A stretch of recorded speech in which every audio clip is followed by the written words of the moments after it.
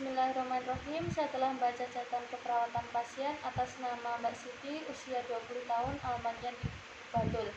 Saya akan melakukan tindakan konseling prates HIV pada pasien. Saya cuci tangan dulu 6 langkah.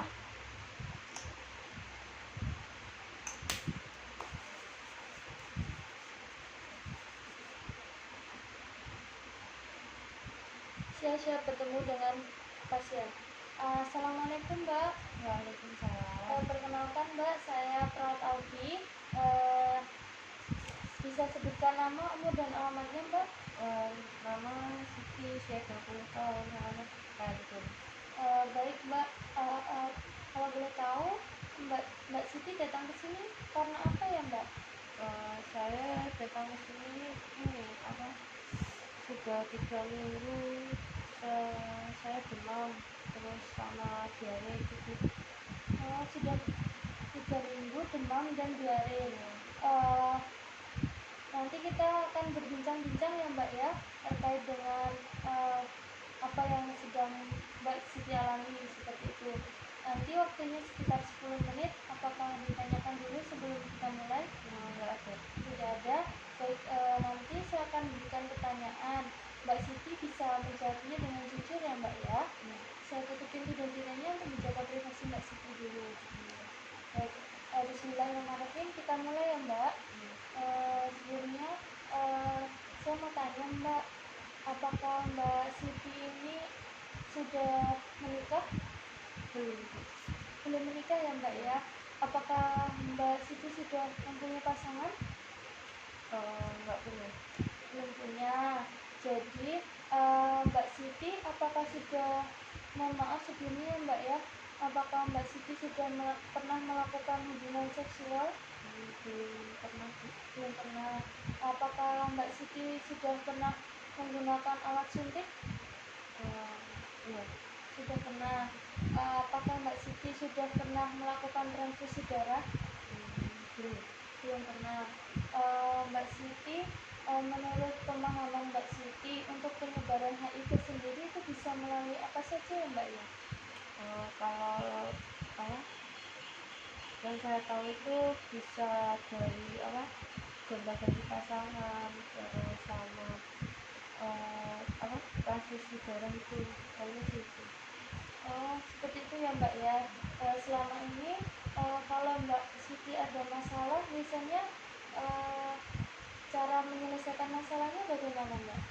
Kalau saya sih dari 17 tahun itu saya kalau ada masalah itu pakai itu jarum suntik itu Mbak, terus buat obat penenang itu bareng teman-teman saya biasanya.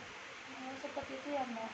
Menurut pemahaman Mbak Siti sendiri, kira-kira kalau HIV itu dampak untuk kehidupan orang yang terkena HIV itu seperti apa ya Mbak? Mungkin ini ya dikucilkan gitu kan, penyakitnya itu kan berbahaya gitu. Jadi orang-orang itu takut buat berinteraksi sama orang yang kena HIV itu. Ya betul ya Mbak ya. Jadi di sini saya akan menyampaikan memang penyebaran HIV itu atau penularan HIV itu bisa dengan perilaku yang berisiko seperti bergonta-ganti pasangan, seperti gonta-ganti jarum suntik, atau bisa menggunakan transfusi darah seperti itu. Nah,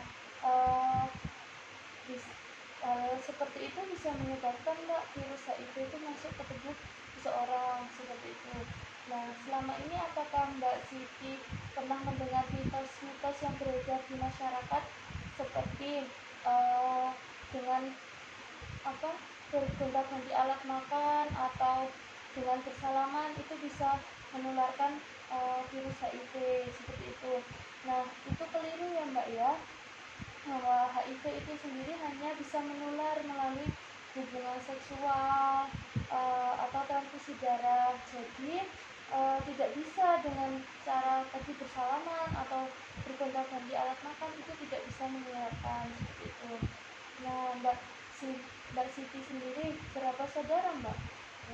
Kalau saya 3. Kalau misal Mbak Siti ada masalah, itu biasanya cerita nggak Mbak ke saudara atau ke orang tua seperti itu? Kalau saya sih enggak ya Bu ya, paling saya kalau ada masalah tuh ingin kumpul sama teman-teman itu. Baik. Jadi tidak pernah bercerita dengan orang tua atau saudara ya Mbak ya, melampiaskannya dengan ketemu teman-teman seperti itu. Nah, Mbak Siti sendiri karena tadi sudah kita sampaikan di depan ya Mbak ya, kalau Mbak Siti itu memiliki perilaku yang berisiko terkena HIV karena tadi menggunakan jarum suntik secara berganti-gantian ya Mbak ya dengan teman. Jadi Mbak Siti disarankan untuk melakukan tes HIV untuk mengetahui secara dini atau sejak awal ya Mbak ya, untuk mengetahui apakah di dalam tubuh Mbak Siti sendiri ada virus HIV atau tidak seperti itu. Nah, nanti prosedur tesnya itu Mbak Siti bisa datang ke sini, kemudian akan diantar ya Mbak ke laboratorium untuk dilakukan pengambilan darah. Nah, nanti hasilnya itu 1 minggu Mbak setelah pengambilan darah. Nah, nanti jika hasilnya positif, maka Mbak Siti terinfeksi virus HIV, sehingga nanti Mbak Siti harus bisa menyesuaikan dengan status HIV yang Mbak Siti alami seperti itu. Nanti bisa dengan meminimalkan perilaku-perilaku yang berisiko yang agar tidak menularkan ke orang lain seperti itu ya Mbak. Dan nanti apabila hasilnya itu negatif itu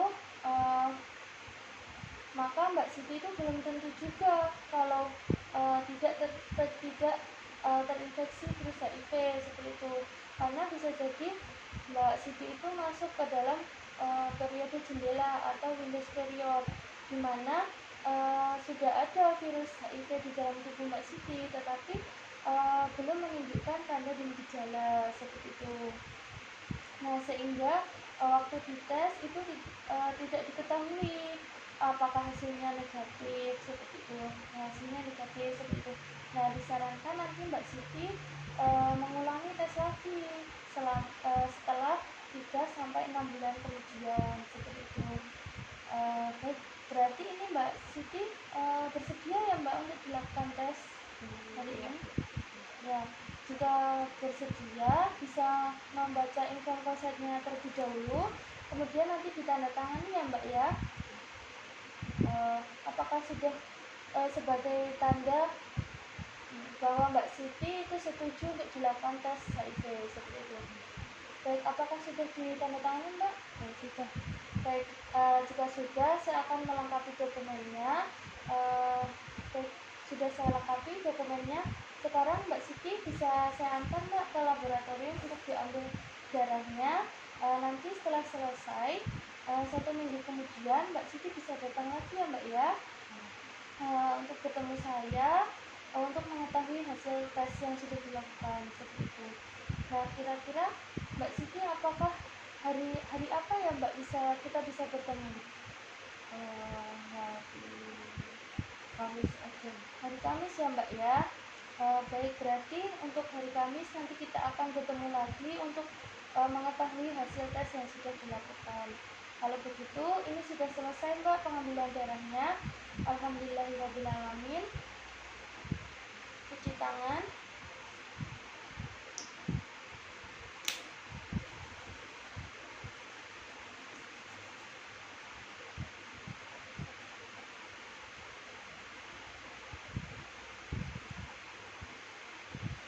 Baik, tadi Mbak Siti sudah baik sekali bisa bekerja sama dengan saya. Mari kita berdoa untuk sebelumnya perasaan setelah berkonsultasi dan tadi sudah melakukan tes untuk mengetahui HIV-nya. Bagaimana Mbak perasaan yang dirasakan? Alhamdulillah sudah lebih lega gitu bisa cerita sama ibu. Ya, sudah lega ya Mbak ya. Baik, sebelum kita akhiri, mari kita berdoa dulu Mbak untuk kesembuhan. Bismillahirrahmanirrahim. Allahumma rabban nasi abibil baksa isfi antasafi la sifa illa sifauka sifa Allah yughadiru sakana. Amin. Besok kita akan bertemu lagi ya Mbak ya, pada hari Kamis untuk melakukan pembacaan hasil laboratorium yang sudah dilakukan seperti itu. Baik, saya akhiri. Assalamualaikum warahmatullahi wabarakatuh. Waalaikumsalam warahmatullahi wabarakatuh.